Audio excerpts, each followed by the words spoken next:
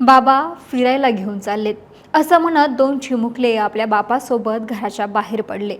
त्यांच्यासाठी कदाचित हा दिवस आनंदाचा असेल, पण त्यांना कल्पनाही नव्हती की ज्या खांद्यावरती बसून त्यांनी जग पाहिलं तोच बाप त्यांना मृत्यूच्या दारामध्ये घेऊन चाललाय. पुणे जिल्ह्यातील जुन्नर तालुक्यातील घडलेली ही घटना केवळ धक्कादायक नाही तर माणुसकीलाही काळीमा फासणारी आहे. एक निर्दयी बापाने स्वतःच्या दोन चिमुकल्या मुलांना जंगलात नेलं, त्यांचा गळा आवळला आणि त्यांना मृत समजून जंगलात फेकून दिलं. या अमानुष कृत्यात 3.5 वर्षांच्या हर्षदाचा दुर्दैवी मृत्यू झालाय. पण 5 वर्षांचा आर्यन मृत्यूशी झुंज देताना बचावला आणि या सगळ्या गोष्टींचा आणि त्या नराधम बापाचा भंडाफोड झाला. नेमकं काय घडलं पाहूयात. मोशी येथील सागर शिंदे यांना मंगळवारी सकाळी आपल्या मुलांना फिरायला घेऊन जातो असं सांगून घराबाहेर नेलं. त्यांची आई याआधीच निघून गेलेली होती. ही दोन मुलं आपल्या बापासोबत आणि आजी आजोबांसोबत राहत होती. पण त्यानंतर तो थेट जुन्नर तालुक्यातील आळेखिंडच्या जंगलामध्ये पोहोचला. तिथे त्यानं दोन मुलांना गळा दाबल्याचा आरोप आहे. त्यानंतर त्यानं मृत समजून या मुलांना जंगलात टाकून आरोपी बाप तिथून पसार झाला. पण रात्रभर जंगलात पडून असलेला 5 वर्षांचा आर्यन बुधवारी सकाळी शुद्धीवरती आला.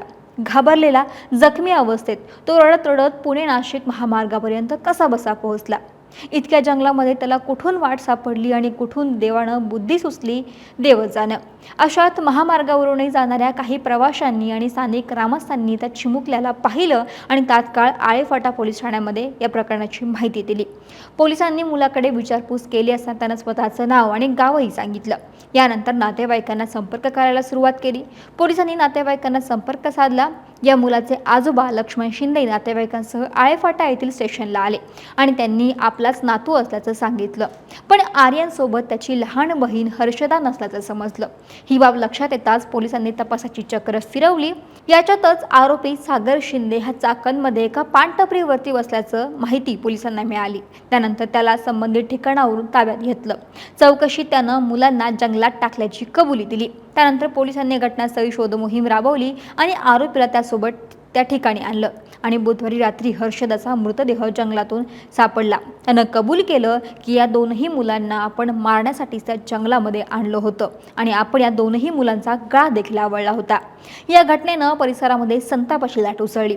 ज्यांना मुलं नाही ते लेकरासाठी देवाला साकडं घालतात आणि यानं स्वतःच्या लेकरांचा जीव घेतला असा संतप्त भावना त्याच्या नातेवाईकांनी व्यक्त केल्यात. दरम्यान या नराधम बापानं असं का केलं हे अजून तरी स्पष्ट झालं नसतं तरी कुटुंबियांच्या आरोपानुसार सागर शिंदेचं इतर अनेक महिलांशी अनैतिक संबंध होते आणि यातूनच त्यानं अडथळा नको म्हणून आपल्या मुलांचा काटा काढण्याचा प्रयत्न केला होता.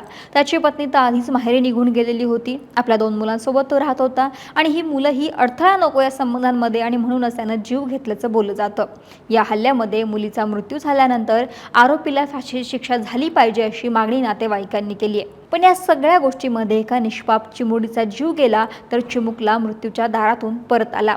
पण या घटनेनं एक प्रश्न समोर आला आहे की रक्ताच्या नात्यांमध्ये ही जर माणुसकी उरली नसेल तर सुरक्षित कोणाच्या सावलीत राहायचं.